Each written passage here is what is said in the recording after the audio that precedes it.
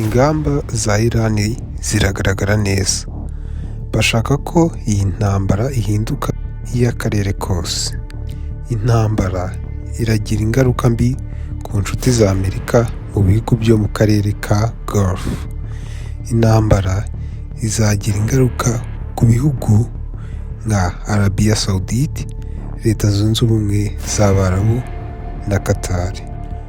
Tumaze kubona ibisasu bya misile n'indege zitagira abapilote drones bya Iran bikomeje kugwa ubutitsa.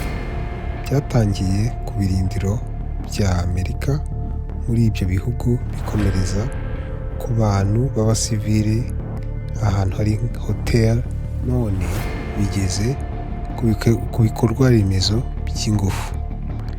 Ejo Iran yateye uruganda runini rutunganya peteroli rwa Aramco ruri i Ras Tanura ku nyanja ya Persian Gulf. Nyuma y'icyo gitero urwo ruganda rwahise rufungwa.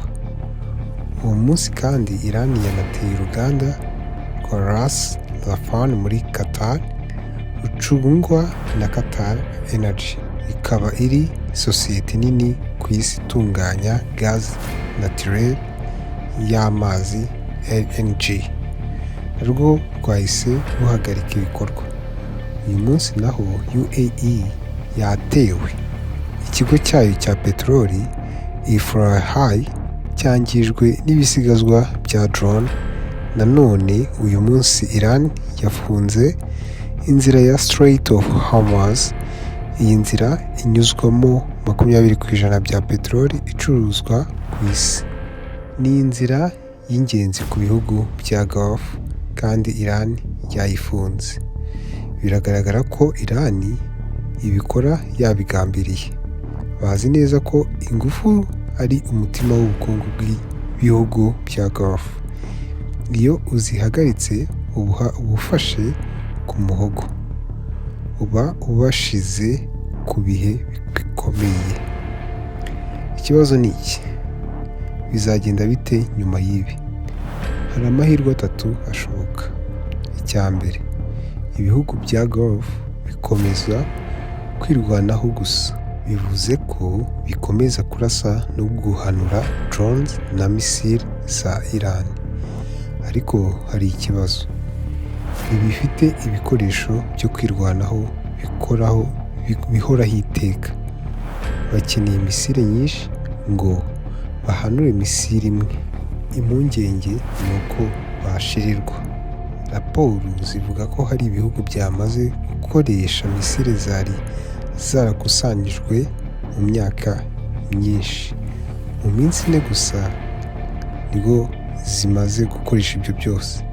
Bivuga ko Amerika itari kubongerera izindi. Hari n'ibihugu byasabye misile zo guhanura ariko Amerika ntiyabyitaho. Bityo gukomeza kwirwanaho gusa si igisubizo kirambye. Ntushobora guhora uhanura misile iteka. Icya kabiri, ibihugu bya Gulf bishobora kwinjira mu ntambara ku mugaragaro. Bishobora kwemerera Israel na Amerika gukoresha ikirere cyabyo batera Iran cyangwa bikayitera ubwayo. Ejo Qatar yazamuye indege z'intambara zihangana na Iran, maze ihanura indege 2 za gisirikare za Iran. No muri Arabia Saudite kwihangana kurimo kugabanuka. Igisirikare cyayo cyashizwe mu myiteguro ikomeye. Ariko se bazafata uwo mwanzuro? Bazinjira mu ntambara? Reka turebe imbaraga zabo za gisirikare. Arabia Saudite ifite indege z'intambara zigera kuri 280 zirimo F-15 na Eurofighter Typhoon. UAE ifite hafi 100 zirimo F-16 na Mirage 2000 cyangwa 2000 z'Abafaransa. Qatar nayo ifite indege zirenga 100 zirimo Rafale na Eurofighter na Mirage.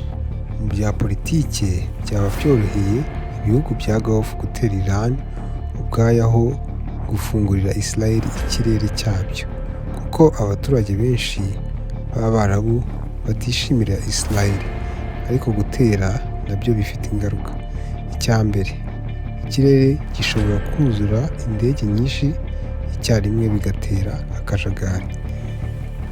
Twabibonye muri Kuwait, aho indege 3 za Amerika zarashwe n'ingabo za Kuwait zibeshya ko ari abanzi.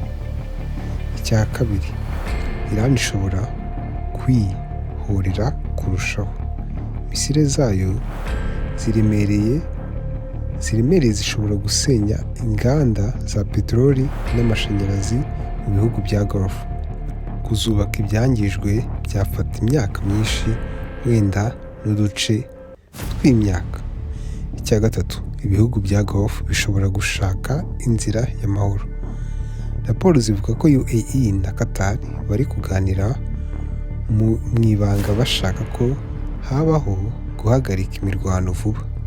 Bari gusaba inshuti za Amerika gushakira Donald Trump inzira yo gusubira inyuma. Niba ari byo, byaba ari intsinzi kuri Iran, kuko intego yayo yari ugushira igitutu ku bihugu bya Gulf ngo nabyo bishire igitutu kuri Trump, ashireho agahenge. Ariko Trump ashobora kubyemera cyangwa akabyanga. Yavuze ko yiteguye kurwana intambara ndende. Ibi ni ikibazo gikomeye ku bihugu bya Gulf. Ntibishobora guhanura misiri iteka, ntibinashobora kwihanganira ibitero bikomeye kurushaho bya Iran, ariko nanone ntibishobora kurebera gusa.